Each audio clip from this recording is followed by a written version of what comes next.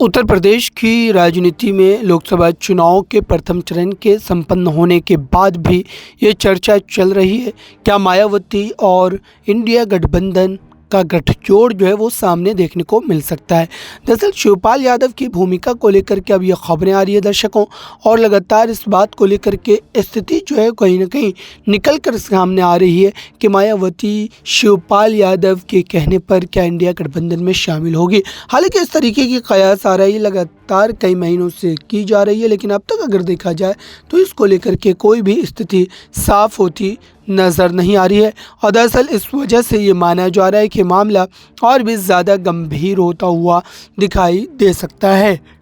हालांकि मायावती ने अपने प्रत्याशियों को उतार दिया है, और दरअसल इस बिना पर ही ये बातें कही जा रही है कि उत्तर प्रदेश की राजनीति में विपक्षी गठजोड़ को बनाने में ही भलाई है, क्योंकि वोटों के तौर पर अगर बिखराव देखने को मिलता है तो जाहिर सी बात है कि इसका खामियाजा मायावती और अखिलेश यादव साथ ही कांग्रेस को भी भुगतना पड़ सकता है। हालांकि इस तरीके की बातों को लेकर के अब तक कोई ठोस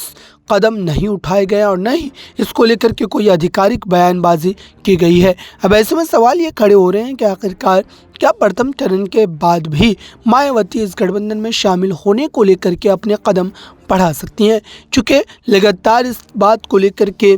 पहल की जा रही थी, लेकिन उसके बावजूद भी मायावती की तरफ से कोई भी रिस्पांस नहीं देखने को मिला। लेकिन अब जबकि प्रथम चरण के चुनाव हो चुके हैं, तो अब ऐसे में ये सवाल खड़े किए जा रहे हैं, क्या अब 2024 के लोकसभा चुनाव में अगले बाकी के चरणों को लेकर के स्थिति जो है वो साफ हो सकती है। इस पूरे मामले को लेकर के अब तक अगर देखा जाए तो लगातार जो है मनौवल का सिलसिला जारी है, लेकिन अब तक मायावती ने, या फिर आप कहें कि आधिकारिक तौर पर कोई भी बयान सामने निकल करके नहीं आया है। नेक्स्ट 9 न्यूज़ रूम की रिपोर्ट।